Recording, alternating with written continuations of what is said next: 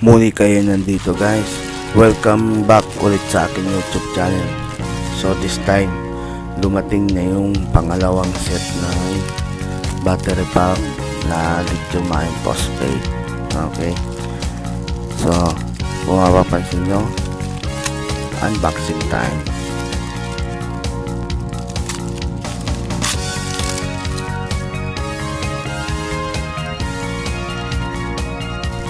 Yung nag-order ako sa Shopee guys, at yung pagdating dito kompleto naman siya. Okay, lahat yung in-order ko nandito. Halimbawa na lang nito yung set of screws saka itong cabin wires.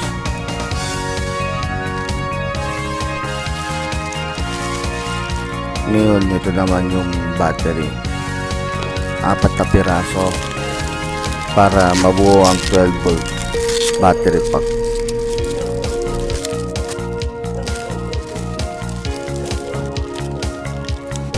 Kung mapapansin nyo guys, struggle talaga magbukas na ito. So, scotch tape kasi. Ilang ikot ang scotch tape. Safe na safe. Very good naman ang mga seller sa Shopee.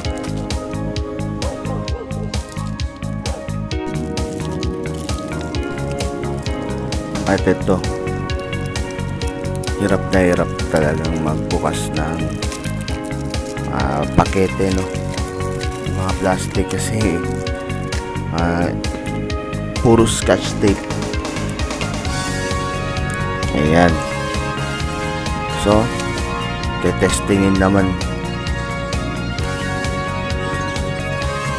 para makita kung pwede na siyang series. Pasinin nyo sa multimeter guys, pasensya na kung masyadong madilim yung multimeter.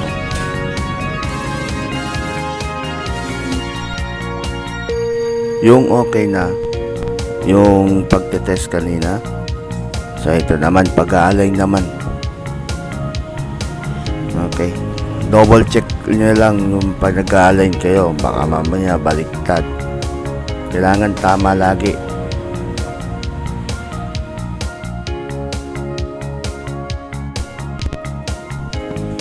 Oo nga pala guys, wag na wag kayong magkakamali dito sa battery na to, kasi naglalabas to ng siguro around 60 amps hanggang 70, kasi high current to, high current discharge.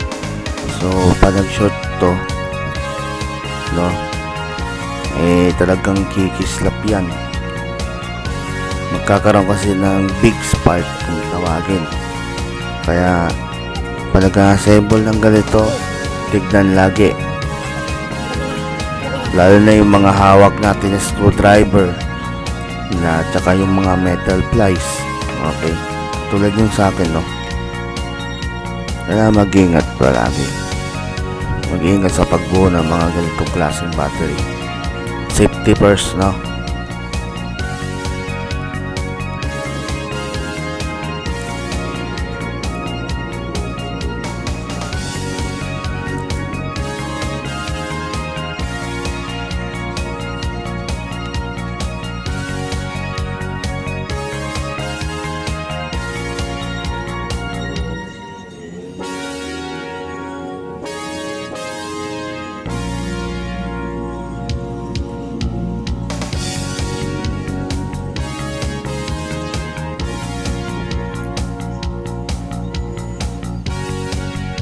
At tulad ng sabi ko kanina, mag-iingat kayo sa pagbuo ng ganitong klaseng battery, kasi expose lahat ng metal wire nya. Ayun, yung tabbing wire, tsaka yung mga screw, tapos yung plies, siyempre metallic. So pag nagtikit kasi yan, talagang para ka nag-welding, para ka nag-spot. Malakas yung spark niya guys. Okay, pwede kayong mapaso dun. Malapnos yung balat. Kaya double ingat. talaga. Okay.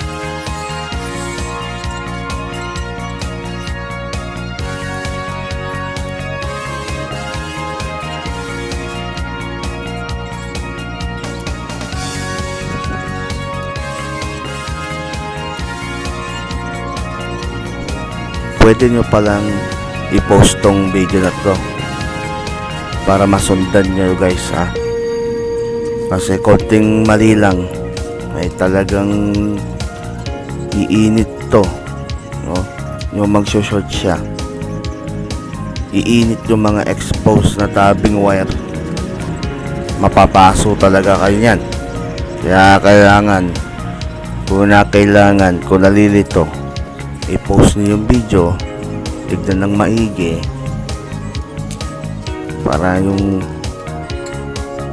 mga kamay nyo dyan is hindi mapapasok. Okay guys, dito kasi sa channel ko, ang priority ko safety nyo, kaya nagbibigay ako paalala sa mga baguhan na katulad ninyo, na first time na mag-assemble, ha, double ingat.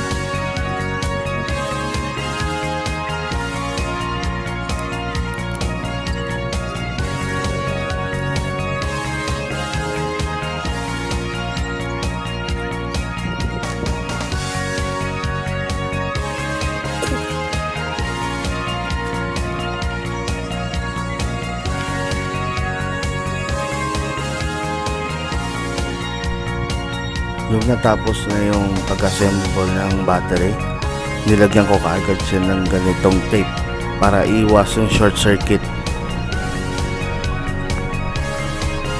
At chinarge ko kaagad siya dun sa solar. Chinarge ko kaagad, di ko muna ginamit.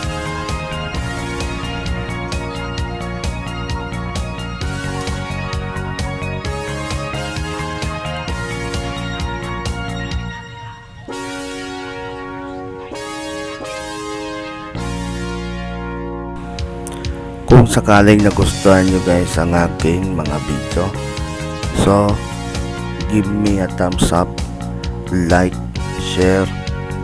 Pwede rin kayo mag-comment, tsaka wag nyo na rin kalimutan mag-subscribe guys ha. Wag nyo kalimutan yun. At maraming salamat sa nagbibigay suporta ng aking video.